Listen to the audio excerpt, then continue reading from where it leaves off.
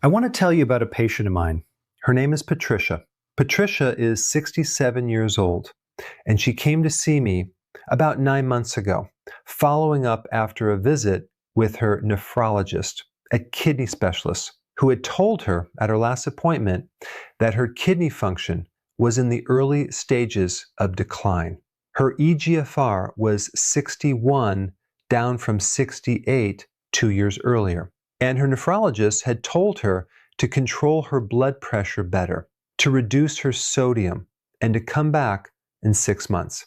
And Patricia had done those things as best she could. But she sat down in my office and she asked me something that I want to share with you, because it is the question that most patients with early kidney disease never think to ask, and that almost no doctor has the time to answer in the way it deserves. She said, "Dr. Chen, I know what I am not supposed to eat.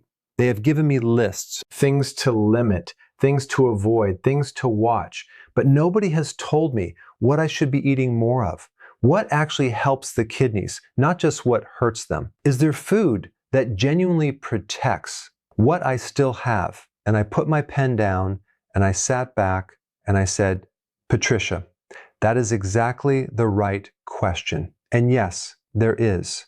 And I want to tell you about 5 of them today." I am Dr. Daniel Chen, and what I told Patricia that afternoon about 5 specific foods that research shows have genuine kidney protective properties is what I want to share with you today. Not a list of restrictions, not a list of things to avoid, but 5 things that you can add or increase in your daily diet starting this week that have real clinical evidence behind their ability to protect kidney function in adults over 60 with early or moderate kidney disease, or with the risk factors, including high blood pressure and diabetes, that make kidney protection most important. Now, before I go through the 5 foods, I want to take a moment to explain something about how kidneys age and why dietary choices matter so specifically for kidney protection after 60. As I described in my video about Margaret, the patient whose kidney decline had been recorded on every blood test for 3 years without anyone discussing it with her. Kidney function declines naturally with age at approximately 1% per year after 40. By 60, most adults have kidneys that are functioning at approximately 75 to 80% of their peak capacity.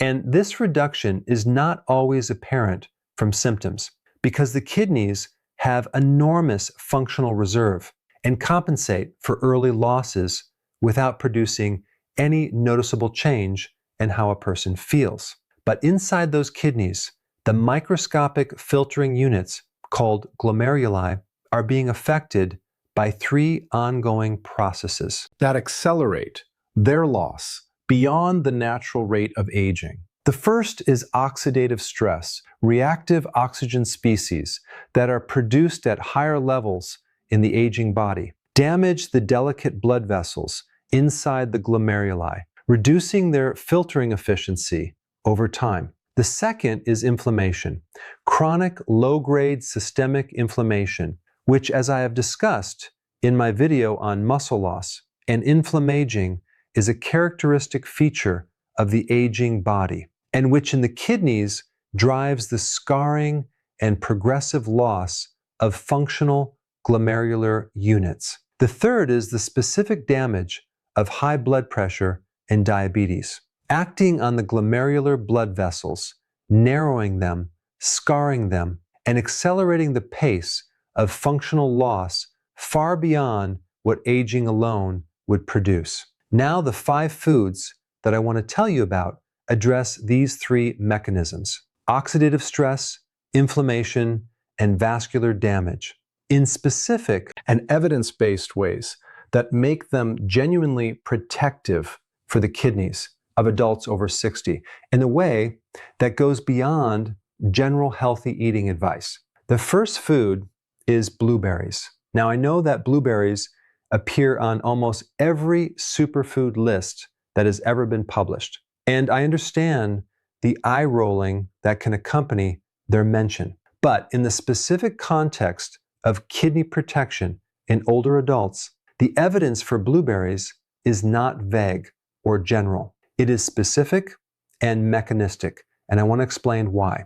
Blueberries are one of the richest dietary sources of a class of polyphenols called anthocyanins, the compounds that give blueberries their characteristic deep blue-purple color. Anthocyanins have been specifically studied in the context of kidney function, and the research has identified several mechanisms by which they protect the kidney's filtering structures. First, anthocyanins are potent antioxidants that specifically reduce oxidative stress in kidney tissue by neutralizing the reactive oxygen species that damage the delicate blood vessels inside the glomeruli.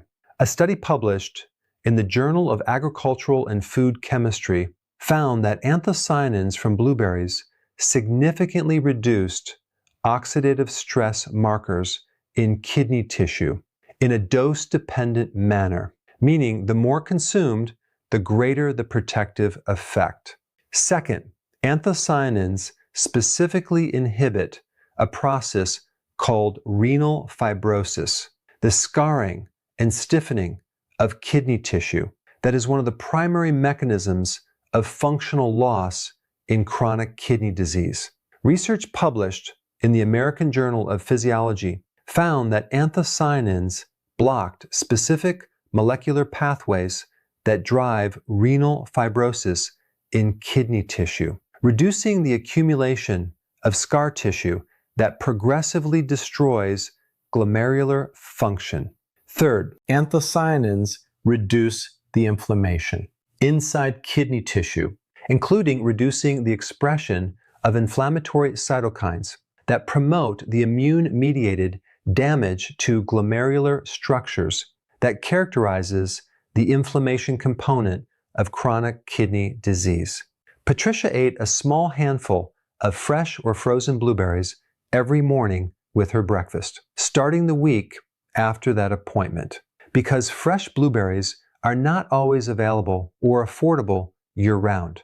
I told her that frozen blueberries, which retain their anthocyanin content almost as well as fresh, were an entirely equivalent and significantly more affordable alternative for most of the year.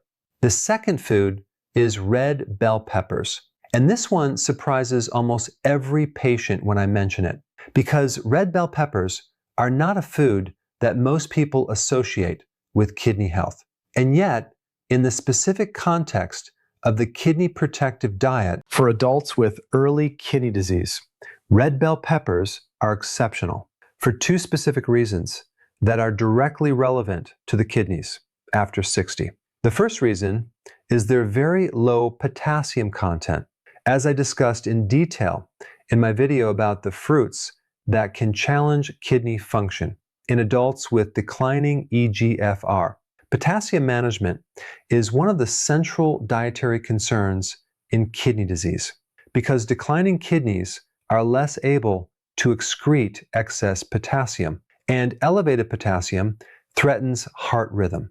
Most vegetables that are rich in antioxidants and anti-inflammatory compounds are also moderately to highly rich in potassium, creating a tension for people with kidney disease between eating the foods that protect their arteries and inflammation and managing the potassium burden that those same foods can create.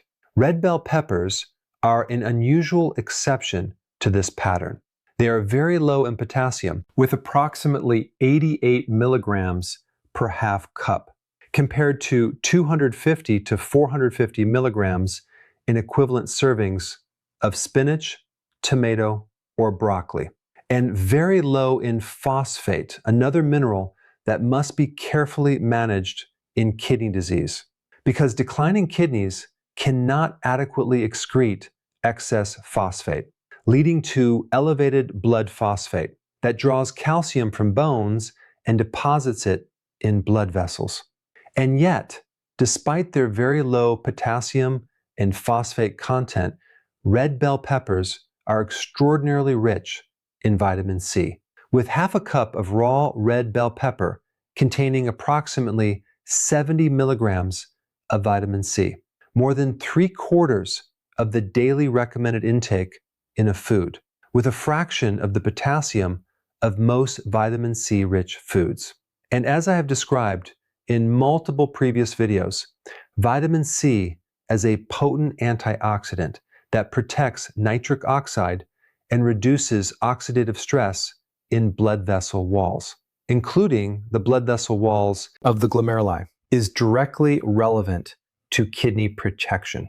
The second reason for red bell peppers is their lycopene content. Red bell peppers contain meaningful amounts of lycopene, a carotenoid antioxidant most commonly associated with tomatoes that has been shown in research to reduce oxidative stress in kidney tissue and to have anti-fibrotic properties in the kidney, reducing the scarring process that drives glomerular loss in chronic kidney disease. Patricia added half a red bell pepper to her daily diet, either raw with hummus as a snack or roasted with her evening meal, every day without fail. The third food is garlic, which I have discussed in detail in my video on arterial protection, and which I want to revisit here in the specific context of kidney protection, because the mechanisms by which garlic protects the kidneys are distinct from but complementary to its arterial protective effects and are worth understanding on their own terms.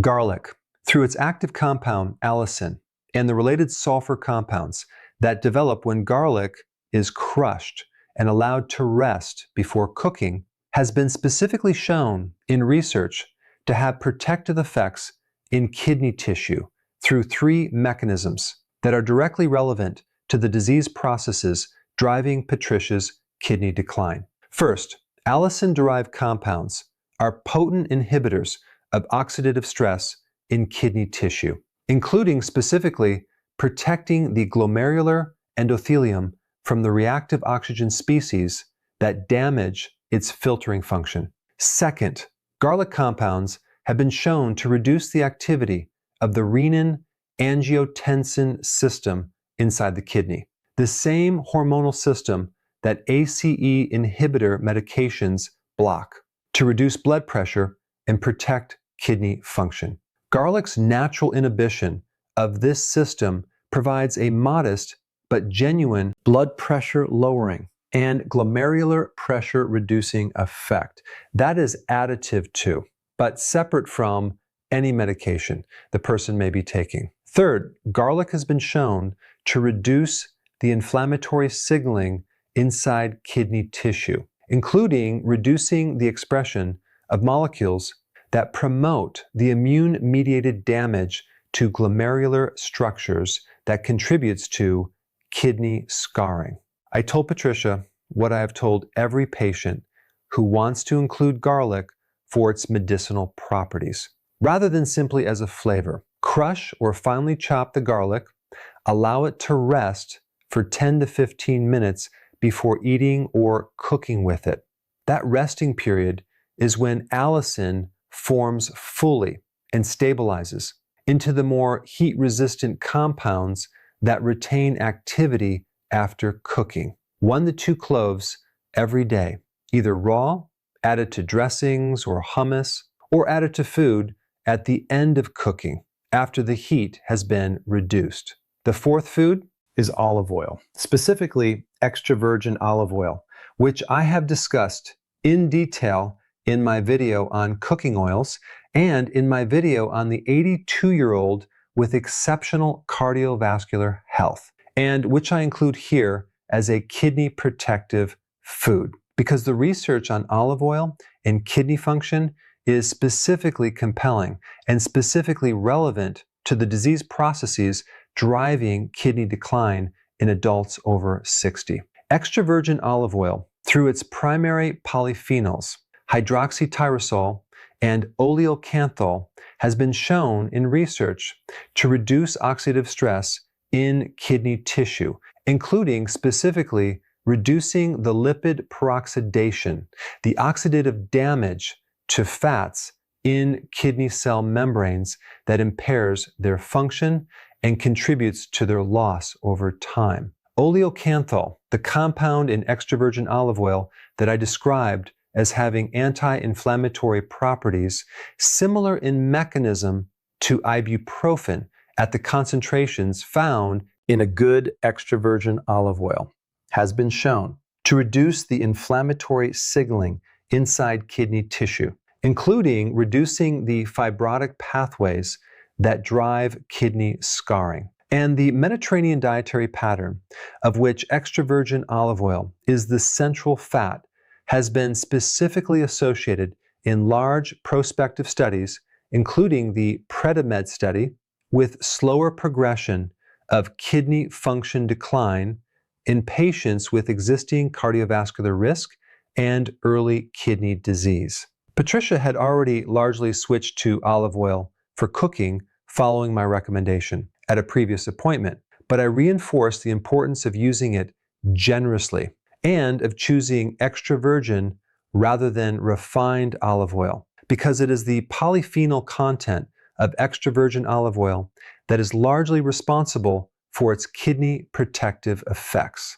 And refined olive oil, which has been processed in ways that reduce its polyphenol content significantly, does not carry the same protective properties in the research that extra virgin olive oil demonstrates. 4 tablespoons of extra virgin olive oil per day used in cooking, on salads, and as a dressing on vegetables provides a dose consistent with the amounts used in the research that shows kidney protective effects. The 5th food is cauliflower. And like red bell peppers, cauliflower surprises almost every patient when I include it in a kidney protective food list, because it does not have the superfood reputation of blueberries or the culinary prestige of extra virgin olive oil.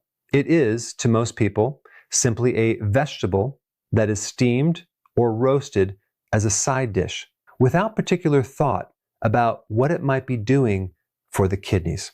But cauliflower, in the specific context of kidney protection in adults over 60, has 2 properties that make it particularly valuable. The first, like red bell peppers, is its very low potassium content, with approximately 88 milligrams of potassium per half cup, making it one of the most kidney-friendly vegetables for potassium management. In early to moderate kidney disease and very low phosphate, making it similarly safe from a phosphate management perspective. The second is its glucosinolate content. Glucosinolates are sulfur-containing compounds found in cruciferous vegetables, including cauliflower, broccoli, Brussels sprouts, and cabbage, that when the vegetable is chopped or chewed, are converted by plant enzymes into bile-active compounds, including indoles and isothiocyanates, that have been shown in research to have significant antioxidant and anti-inflammatory properties in kidney tissue, and specifically to reduce the activation of the NF-kappa B inflammatory pathway that is one of the primary drivers of inflammatory damage to the kidney's filtering structures in chronic kidney disease. And cauliflower, because of its low potassium and low phosphate content, delivers these protective compounds without the mineral burden that the same amount of protective glucosinolate content in broccoli or Brussels sprouts, which are both higher in potassium and phosphate, would create for someone managing kidney disease. Patricia added half a cup of cauliflower 3 to 4 times per week to her meals, roasted with garlic and olive oil, which she told me became one of her favorite side dishes, and which combined 3 of the 5 kidney protective foods I had recommended in a single preparation that took 20 minutes and became a staple of her weekly cooking. Now, I want to say something that I said to Patricia that I want to say to every person watching this video. These 5 foods are not a treatment for kidney disease. They are not a replacement for the medications that control blood pressure and protect the kidneys from the inside. They are not a substitute for the monitoring and the medical oversight that kidney disease requires. What they are is the nutritional foundation that gives those medications the best possible environment to work in, that reduces the ongoing oxidative and inflammatory burden on kidney tissue that is already compromised, that supports the glomerular blood vessels with the antioxidant and anti-inflammatory compounds that research has shown can slow the pace at which those vessels deteriorate. Used consistently every day over months and years. Alongside appropriate medical management, they are part of the story of how kidney decline is slowed. Not stopped, but slowed in a meaningful way that adds up over the years, that the kidneys still have left to do their work. Patricia came back at 6 months. Her eGFR was 62, up from 61, a small increase in the context of a number that had been declining for 2 years, but meaningful in the context of a trajectory that had been heading in only one direction. Her urine albumin to creatinine ratio had reduced from 54 milligrams per gram to 38, a reduction in the protein leaking through her damaged glomerular filters that suggested less active injury than there had been 6 months earlier. She looked at me and she said, "Dr. Chen, you gave me something to do that was not just what not to eat." And I want to say that that matters more than people think. Because when someone gives you a list of what not to eat, you feel managed. You feel like a patient. But when someone tells you what to eat more of and why it helps, you feel like you are doing something for yourself, not just having things done to you. And I think about that every time I have this conversation with a patient. Because Patricia was right. The restriction list has its place, but the protection list is what gives people a sense of agency over something that can otherwise feel like it is simply happening to them quietly on their blood tests without their participation. Let me bring everything together now. After 60, kidney function declines, driven by oxidative stress, chronic inflammation, and the vascular damage of high blood pressure and diabetes, acting on glomerular structures that are already on a natural, age-related downward trajectory. 5 specific foods have genuine clinical evidence for kidney protective properties that address these mechanisms directly. Blueberries, whose anthocyanins reduce oxidative stress, inflammation, and renal fibrosis in kidney tissue. Red bell peppers, whose low potassium and phosphate content makes them safe for kidney disease, while their vitamin C and lycopene provide genuine antioxidant protection. To glomerular structures, garlic, whose allicin-derived compounds reduce oxidative stress, modestly inhibit the renin-angiotensin system, and reduce inflammatory signaling in kidney tissue.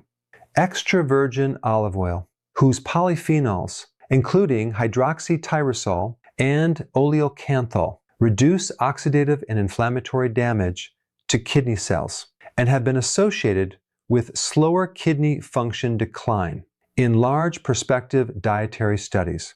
And cauliflower, whose low potassium and phosphate make it safe for the kidneys, while its glucosinolate-derived compounds reduce the NF-kappa B inflammatory pathway that drives glomerular scarring in chronic kidney disease. None of these foods is a cure. None of them replaces the medication and monitoring that kidney disease requires. But all of them chosen deliberately, eaten consistently every day, as part of the dietary pattern that supports rather than burdens the kidneys, that are doing the best they can with what they have left, are part of the answer to Patricia's question, which was the exactly right question. Not just what hurts them, but what helps them. I am Dr. Daniel Chen.